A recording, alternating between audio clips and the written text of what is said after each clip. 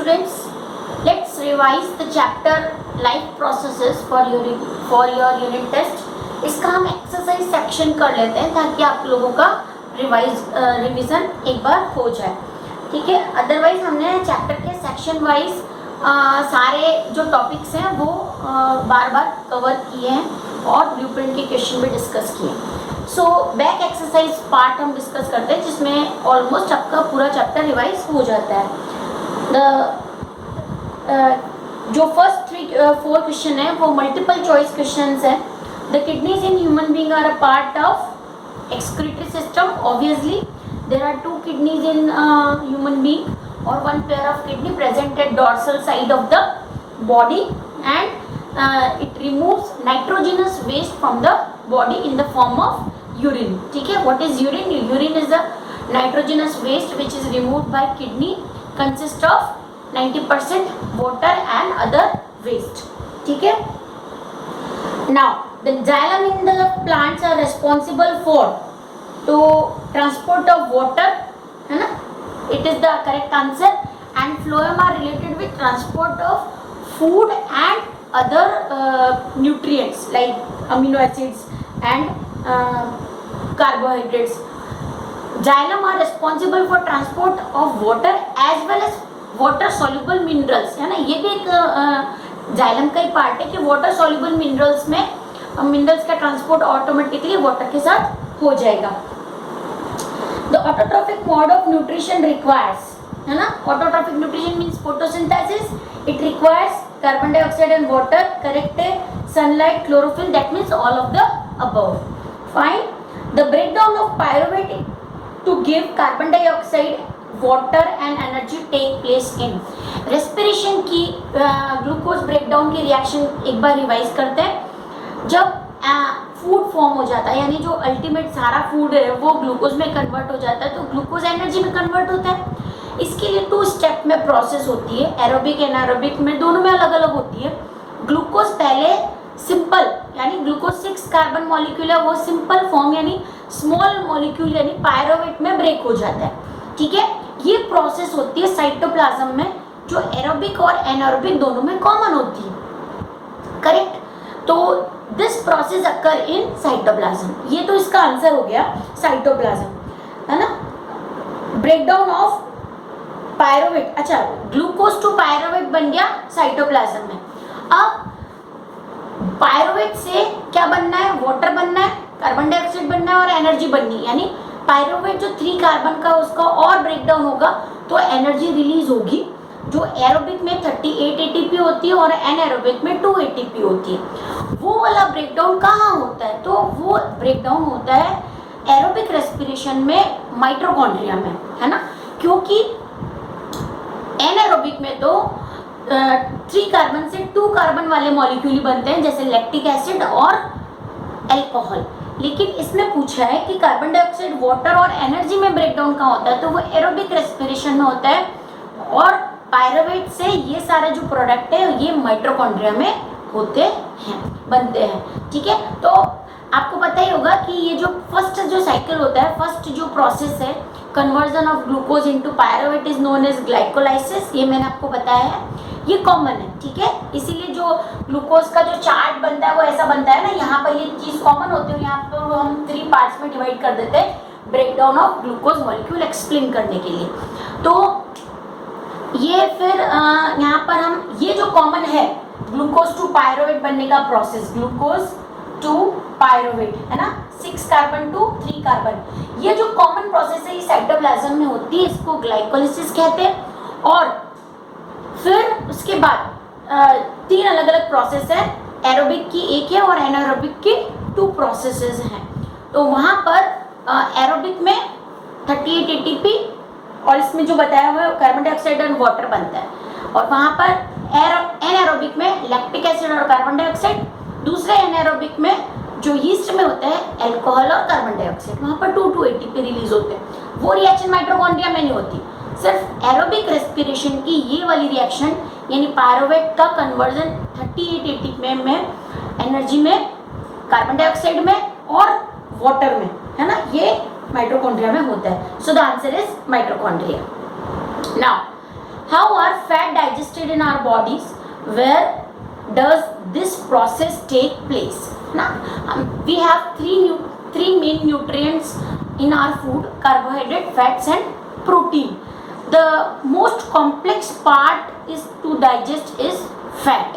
Fat को digest करना बहुत कॉम्प्लिकेटेड है, इसलिए वो दो प्रोसेस से डाइजेस्ट होता है.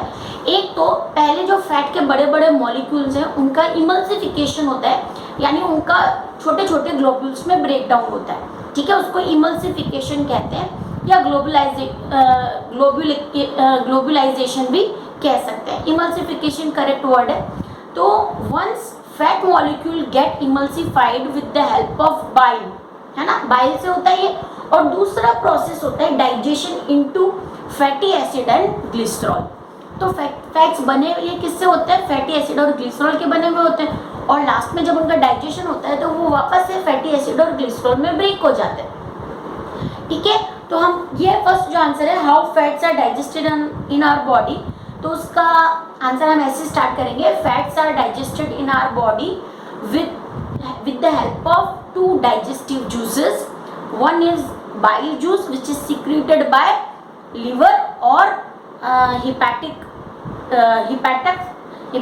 duct, है ना, and another is pancreatic juice.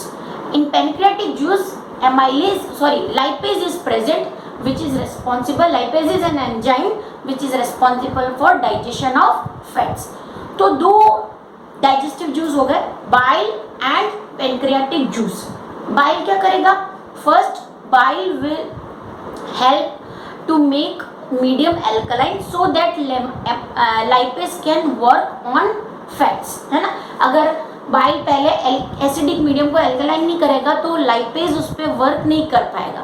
ठीक है, तो बाइल के दो फंक्शन बहुत इंपॉर्टेंट है. एक तो it makes acidic medium into alkaline so that lipase can work on it, because every enzyme works at specific pH, है ना. तो acidic pH पे lipase वर्क नहीं करता, वो alkaline pH पे वर्क करता है. तो ये हो गया फर्स्ट फंक्शन बाइल का. सेकेंड फंक्शन होता है बाइल का to convert big fat molecule into smaller globules, है ना. Now that fat globules are easy to digest or they can easily convert into fatty acid and glycerol. Now pancreatic juice is secreted by pancreas through pancreatic duct or through hepatic duct or bile duct, है ना. bile duct these two ducts open in small intestine. और small intestine के भी कौन से part में? Duodenum. अगर specify कर दें, जो सबसे इनिशियल पार्ट है ड्यूडिनम, है ना, उसका इलियम और ड्यूडिनम, जुजिनम और इलियम. तो जो ड्यूडिनम पार्ट है स्मॉल इंटेस्टाइन का फर्स्ट पार्ट, वहाँ पर ये दोनों डक्ट ओपन होती है और अपना अपना सिक्रीशन डाल देती है. तो दोनों आंसर हो गए. How fats are digested in our body. So fats are digested in our body with the help of two digestive juices. One is bile juice secreted by liver and another is pancreatic juice secreted by pancreas. The bile first make the medium alkaline and pancreatic juice make available the enzyme. In pancreatic juice lipase enzyme is present with digest fat into fatty acid and glycerol. Fat का digestion fatty acid और glycerol में होता है, ये बताना भी compulsory है ना. तो आप रिएक्शन भी लिखो. Fats in presence of lipase broken down into glycerol and fatty acid. Fine. Where does the process take place? Process take place in duodenum which is a part of small intestine. अगर option में तो duodenum best correct answer है, most correct answer. अगर नहीं दिया हुआ है तो आप स्मॉल इंटेस्टाइन ही लिखो, क्योंकि आपकी बुक में स्मॉल इंटेस्टाइन के तीनों नेम नहीं दिए हुए, ड्यूडेनम, जुजिनम एंड इलियम. तो ड्यूडेनम में बेसिकली ये पार्ट दोनों जो डक्ट होती है वो खुल जाती है और लाइपेज का डाइजेशन स्टार्ट हो जाता है. So the place is duodenum of small intestine. Easy है. You can write in your language. आपको दोनों पॉइंट्स मिल गए, बाइल एंड पेनक्रेटिक जूसेस. के बाद अपने लैंग्वेज में आप लिख सकते हो. 2 मार्क्स के सारे क्वेश्चन हैं, डायग्राम और डिस्क्रिप्शन के अलावा, है ना. कभी कभी जो 4 मार्क्स का डायरेक्टली पूछेंगे, जैसे भी मैं बताऊंगी aerobic anaerobic respiration directly 4 marks का हो गया, explain digestive system, human digestive system पूरा कंप्लीट 4 मार्क्स का हो गया with diagram, explain human respiratory system and aerobic anaerobic में डिफरेंस पूछ लिया 4 मार्क्स का। तो एक तो हो गया पूरा क्वेश्चन 4 मार्क्स का, एक हो गया 2 पार्ट्स में डिवाइड। तो यूनिट टेस्ट का भी यही फॉर्मेट रहेगा, उसमें भी 4 मार्क्स का यही एक चैप्टर है जिसमें से 4 मार्क्स का क्वेश्चन आता है, तो वो लेंथी क्वेश्चन इसी में से देंगे। 1 मार्क के 4 भी हो सकते हैं, 2 मार्क्स के 2 भी हो सकते हैं, ठीक है। What is the role of saliva in digestion of food? सबसे पहले saliva is the secretion of salivary gland which is present in mouth, ठीक है। There are 2 main function of saliva. It moisten the food for easy chewing and biting. Second, the salivary amylase present in saliva which helps to convert starch into maltose. जो starch होता है वो polysaccharide होता है, बड़ा molecule होता है, उसको डाइसेकेराइड, पॉली मतलब बहुत सारे, डाई मतलब 2, तो माल्टोज जो होती है वो 2 शुगर से बनी हुई है और जो स्टार्च है वो पॉलीसेकेराइड है, तो amylase convert starch into maltose, ठीक है। तो ये 2 इसके फंक्शन हो गए, moistening of food and conversion of glucose into maltose, ठीक है। Next is what are the necessary condition, just a minute, cellulose, एक मिनट, हम एमाइलेज का माल्टोज एक की लैक्टोज में भी कंफ्यूज हो गई, देखो इसी salivary amylase, mouth chewing muscular convert into simple sugar, ये सिंपल शुगर, इसमें भी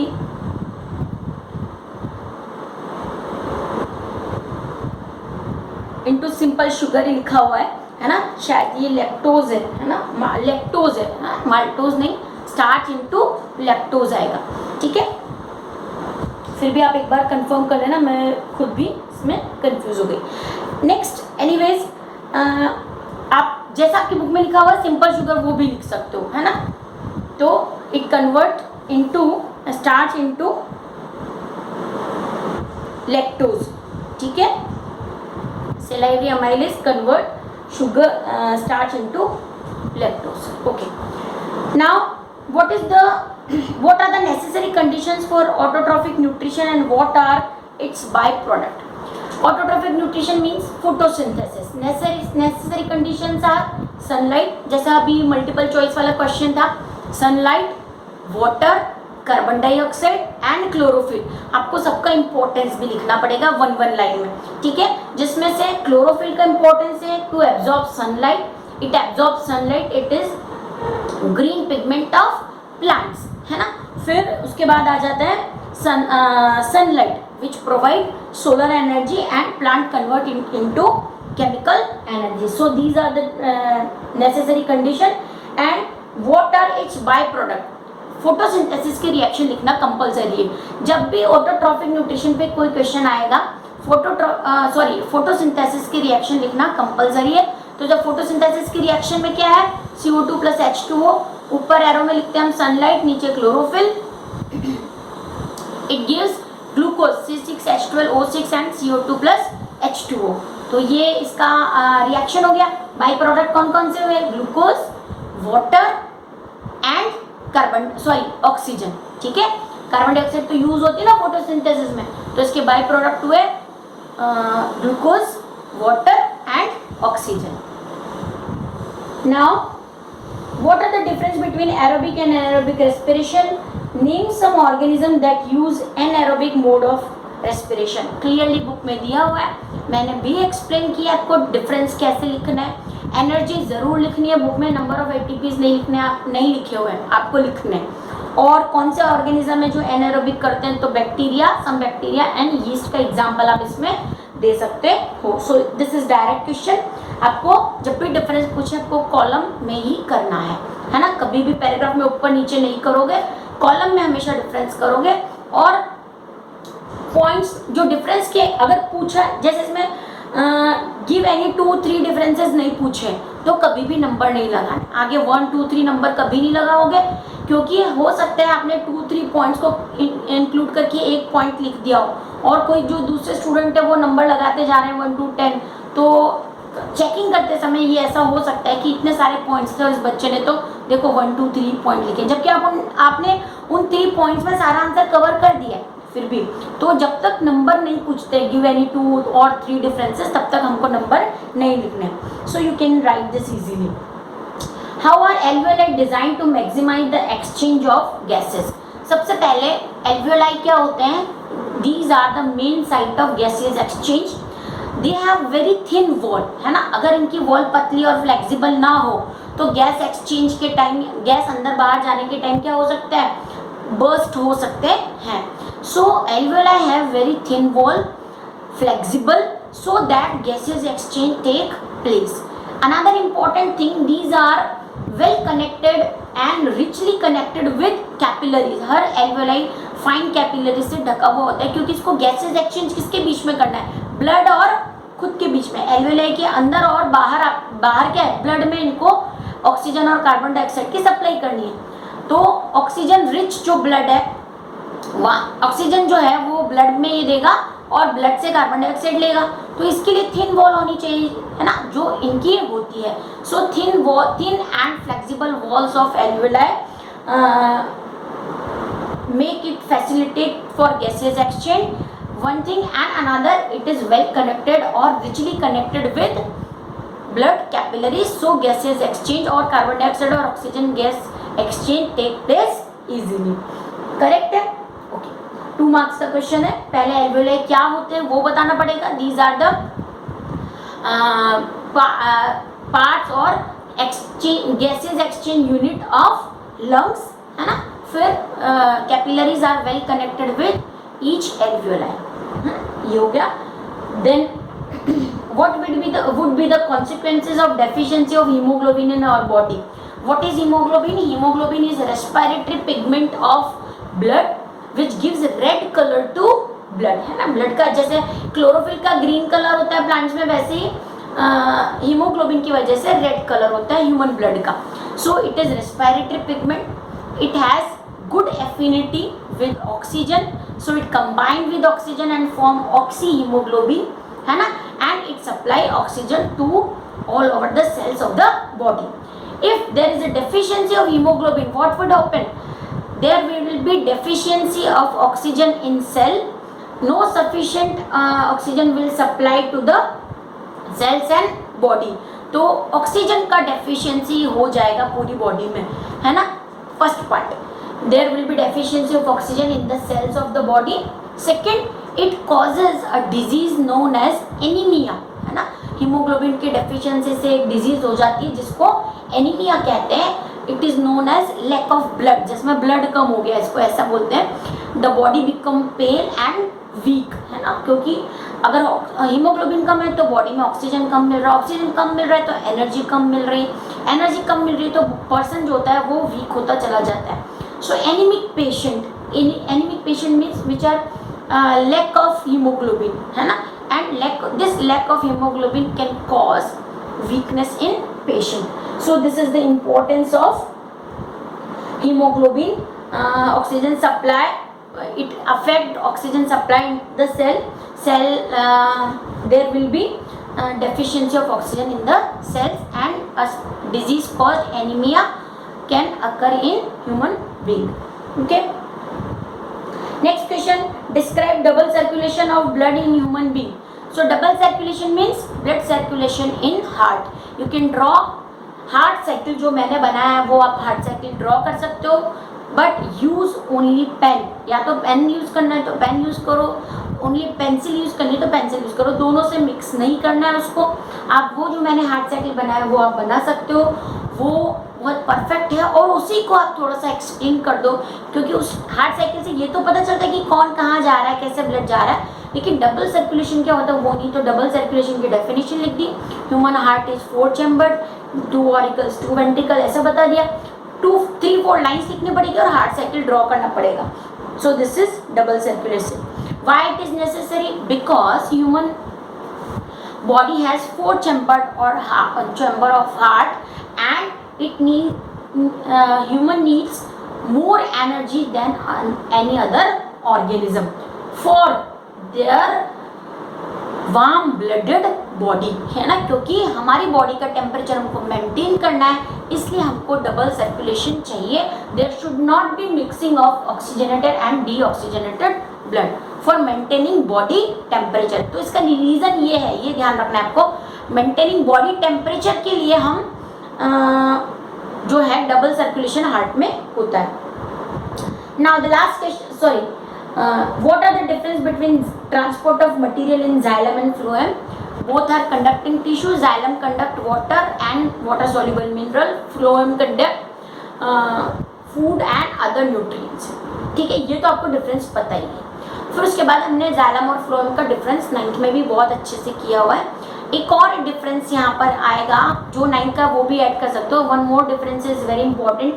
xylem conduct और the direction of conducting water in xylem is from roots to upper, up मतलब other up side of plant or from roots to other plant parts of the plant. But xylem, because it transport food, and food is synthesized in kitchen of the plant, that is chloroplast, which is present in leaves. So the direction of flow of food from xylem is towards downward or in branch, means every direction of the plant.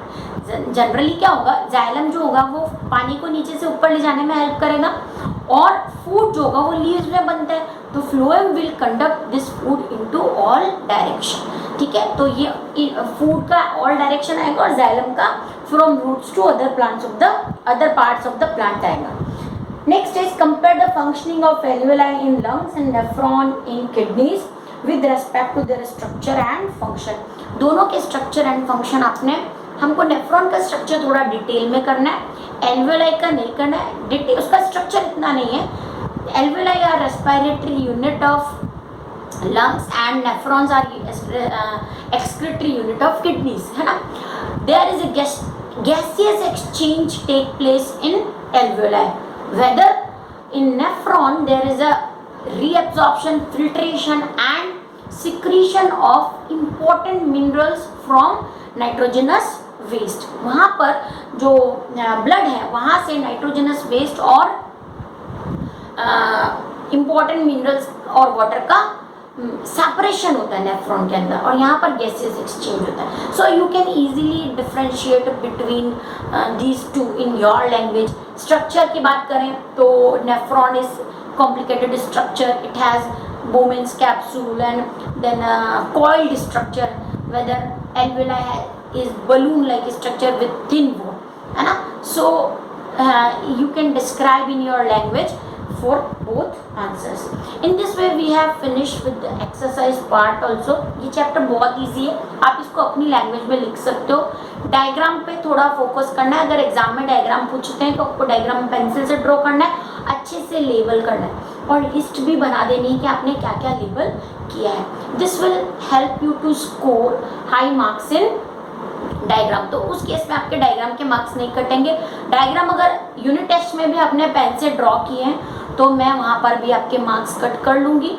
Points में लिखने के answer, points में answer लिखने के marks भी cut होंगे, है ना. आप एज इट इज़ नहीं लिखते चले जाओगे कि हम कुछ नहीं सोचा, जहाँ से स्टार्ट किया वहाँ पर कहाँ स्टार्ट किया कहाँ ख़त्म किया वहाँ आप लिखते चले जा रहे हो, ऐसा मार्क्स कटने वाले हैं. दूसरा हेडिंग्स, ये मैं आपको 9 से सिखा रही हूँ. हेडिंग्स आप सारे आंसर्स पे लिखोगे, है ना. जब तक हेडिंग्स नहीं लिखोगे आपके आंसर इनकम्प्लीट ही माने जाएंगे.